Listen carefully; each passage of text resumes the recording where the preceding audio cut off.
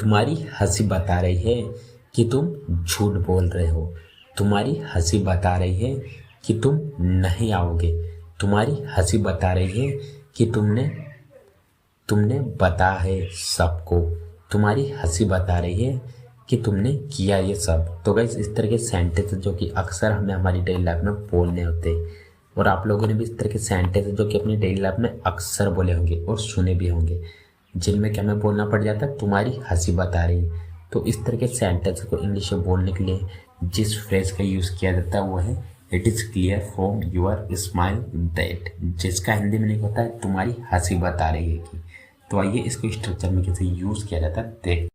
तो सबसे पहले बोला जाता है it is clear from your smile that. उसके बाद में कंप्लीट सेंटेंस जो कि किसी भी टेंस में हो सकता है, डिपेंड करता है कि आपको बोलना क्या है। तो आइए आप कुछ एग्जाम्पल्स लेते हैं ताकि इसे और बेटर तरीके से सीख सके। तुम्हारी हंसी बता रही है कि तुम झूठ बोल रहे हो। It is clear from your smile that you are telling a lie. It is clear from your smile that you are telling a lie. तुम्हारी हंसी बता रही है कि तुम नहीं आओगे। It is clear from your smile that you will not come. It is clear from your smile that you will not come. तुम्हारी हंसी बता रही है कि तुमने बता है सबको। It is clear from your smile that you have told everyone. It is clear from your smile that you have told everyone. तुम्हारी हंसी बता रही है कि तुमने किया ये सब। It is clear from your smile that you have done this all. It is clear from your smile that you have done this all. हम तुम पर आंख मूंद कर भरोसा कर रहे हैं। मैं किसी पर आंख मूंद कर भरोसा नहीं करता। मेरे पापा मुझ पर आंख मूंद कर भरोसा करते हैं।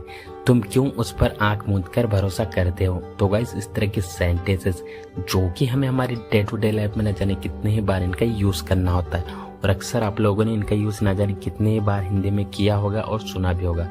सो डोंट वरी गाइस, आज की इस वीडियो में हम लोग सीखने वाले हैं कि इन्हें इंग्लिश में कैसे बोला जाता है। गाइस एक और चीज यहाँ पे आप बहुत कॉमन देख पा रहे हो, वो है आंख मूंद करके भरोसा करना। तो इसके लिए इंग्लिश में कौन से फ्रेज का यूज किया जाता है आइए देखते हैं। तो इसके लिए इंग्लिश में जिस फ्रेज का यूज किया जाता है वो है ट्रस्ट समवन ब्लाइंडली, जिसका हिंदी में होता है किसी पर आंख मूंद कर भरोसा करना या फिर किसी पर आंख बंद करके भरोसा करना। तो आइए यहाँ पे इसको यूज करने का कंप्लीट रूल जान लेते हैं। तो सबसे पहले बोला जाता है सब्जेक्ट, उसके बाद में हेल्पिंग वर्ब, हेल्पिंग वर्ब के बाद बोला जाता है ट्रस्ट, ट्रस्ट के बाद बोला जाता है ऑब्जेक्ट नाउन या फिर प्रोनाउन प्लस ब्लाइंडली। एक और बात गाइस, यहाँ पे जो आप ट्रस्ट देख रहे हो ये एज अ मैन वर्ब की तरह यहाँ काम करेगा। जैसा हमारा टेंस होगा वैसे ही इसकी फॉर्म चेंज होती जाएगी। तो आइए यहाँ पे कुछ एग्जांपल्स लेते हैं ताकि इसे और बेटर तरीके से सीख सके।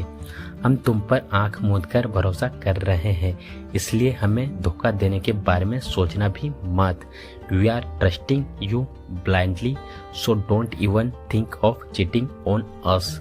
We are trusting you blindly, so don't even think of cheating on us. मैं किसी पर आंख मूंद कर भरोसा नहीं करता। I don't trust anyone blindly. I don't trust anyone blindly. मेरे पापा मुझ पर आंख मूंद कर भरोसा करते हैं। My father trusts me blindly.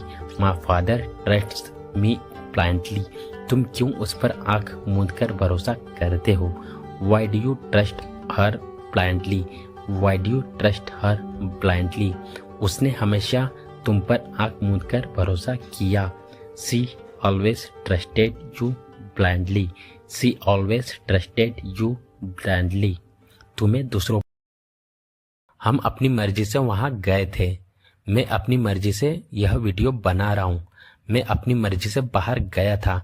उसने अपनी मर्जी से घर छोड़ा था। मैं यह अपनी मर्जी से वीडियो बना रहा हूँ। तो गाइस इस तरह के सेंटेंस अक्सर हमें हमारी डेली लाइफ में बहुत बोलने होते हैं, जिनमें हमें बोलना होता है अपनी मर्जी से, उनकी मर्जी से, हमारी मर्जी से या उसकी मर्जी से। तो इस तरह के सेंटेंस को लिए हम इंग्लिश में कौन से स्ट्रक्चर का यूज करते हैं आइए देखते हैं। तो सबसे पहले बोला जाता है कंप्लीट सेंटेंस, उसके बाद में ऑफ माई ओन अकॉर्ड या फिर बाय माई ओन चॉइस। आप इन दोनों में से किसी का भी यूज कर सकते हो, दोनों ही करेक्ट है। तो आइए यहाँ पे कुछ एग्जाम्पल्स लेते हैं ताकि इसे और बेटर तरीके से सीख सके। हम अपनी मर्जी से वहाँ गए थे। We had gone there by our own choice. We had gone there by our own choice. मैं अपनी मर्जी से बाहर गया था।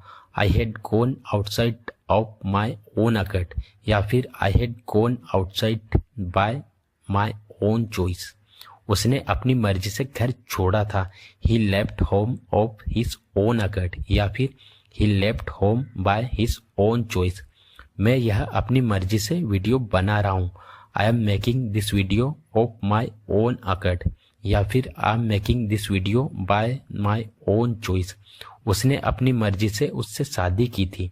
ही got married to her by his own choice, या फिर he got married to her of his own accord. तुम अपनी मर्जी से यहाँ आए थे।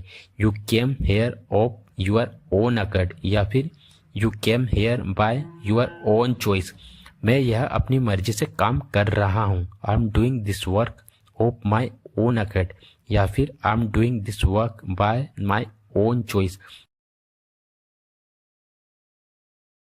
जाकर पता करो कि क्या हुआ। जाकर पता करो कि वह गुस्से में क्यों है।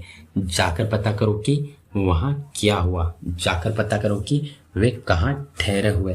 तो गैस इस तरह के सेंटेंसेस जो कि अक्सर हमें हमारी डेली लाइफ में कभी ना कभी जरूर बोलने होते हैं।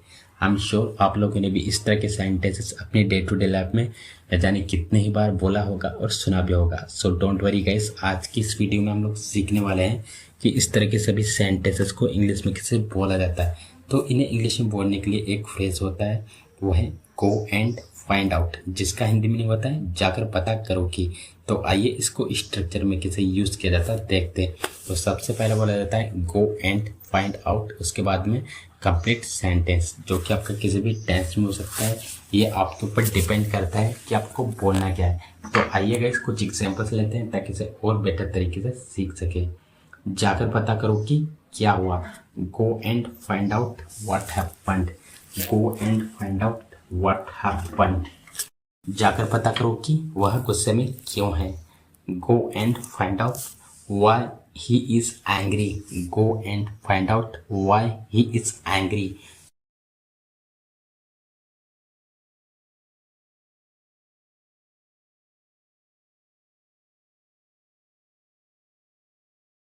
जाकर पता करो कि वे कहाँ ठहरे हुए हैं। Go and find out where they are staying. Go and find out where they are staying. जाकर पता करो कि वह क्या कर रहा है। Go and find out what he is doing. Go and find out what he is doing. जाकर पता करो कि आपके क्षेत्र में कौन सी सेवाएं उपलब्ध है।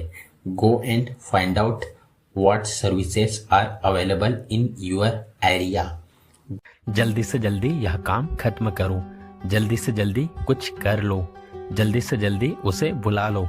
जल्दी से जल्दी इंग्लिश सीख लो पढ़ाने के लिए।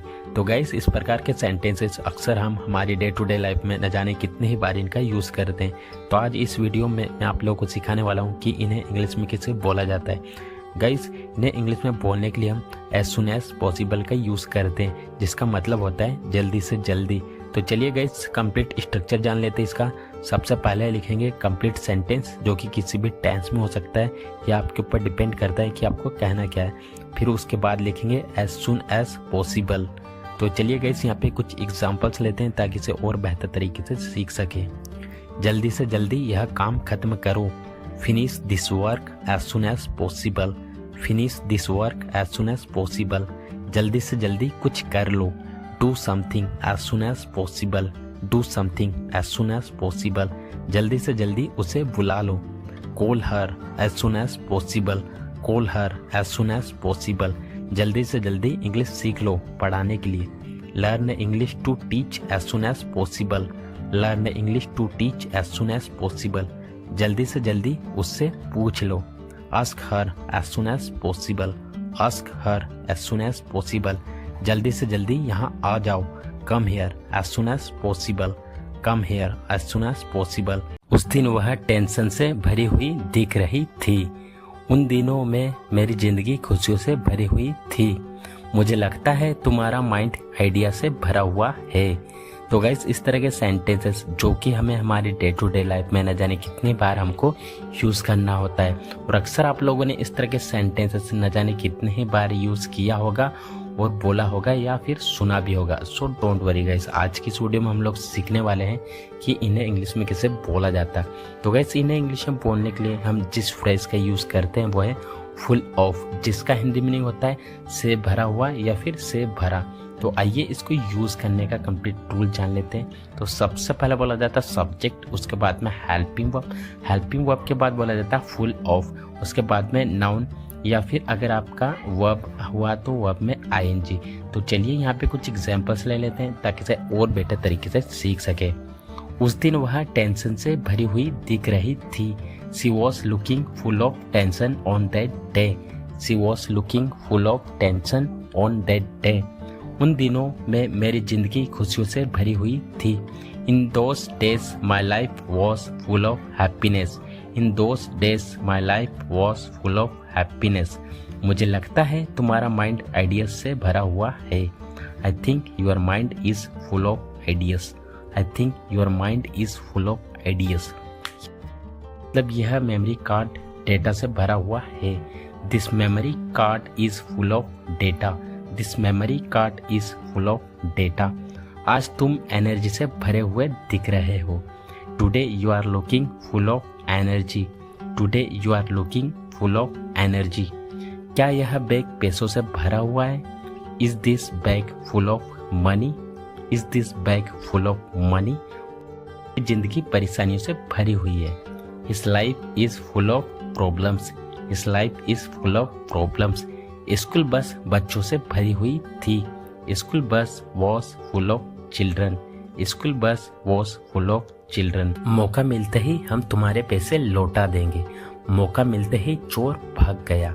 मौका मिलते ही वह मोबाइल चलाने लगता है। मौका मिलते ही बच्चे खेलने चले गए। तो गाइस इस तरह के सेंटेंसेस जो कि हमें हमारी डेली लाइफ में बहुत बार इनका यूज़ करना होता है, और अक्सर आप लोगों ने इनका यूज़ हिंदी में किया भी होगा और बहुत बार सुना भी होगा।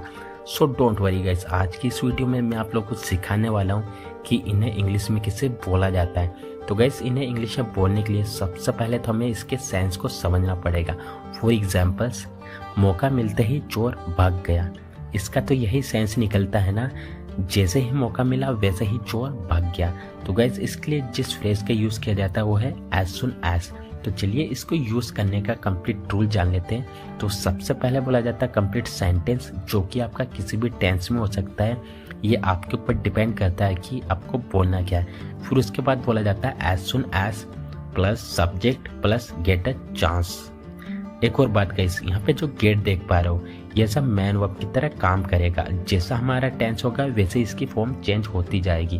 तो चलिए गाइस यहाँ पे कुछ एग्जांपल्स लेते हैं ताकि इसे और बेटर तरीके से सीख सके। मौका मिलते ही हम तुम्हारे पैसे लौटा देंगे। We will return your money as soon as we get a chance. We will return your money as soon as we get a chance. मौका मिलते ही चोर भाग गया। The thief ran away as soon as he got a chance. The thief ran away as soon as he got a chance. मौका मिलते ही वह mobile चलाने लगता है। He starts operating mobile as soon as he gets a chance. He starts operating mobile as soon as he gets a chance. मौका मिलते ही बच्चे खेलने चले गए। The children went to play as soon as they got a chance. The children went to play as soon as they got a chance. मौका मिलते ही मैं उससे पूछ लूँगा। I will ask her as soon as I get a chance. I will ask her as soon as I get a chance. मौका मिलते ही उसने उन्हें सब बता दिया।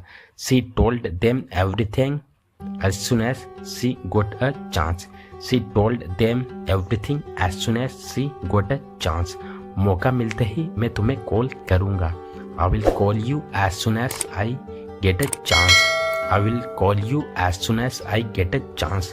तो गाइस आज की इस वीडियो में बस इतना ही। अगर आपको वीडियो अच्छा लगा तो वीडियो को लाइक करें। अगर आप हमारे चैनल पर पहली बार आए हो तो वीडियो को लाइक और चैनल को सब्सक्राइब करना ना भूलें। मिलते हैं एक ऐसे शानदार वीडियो में। Till then take care.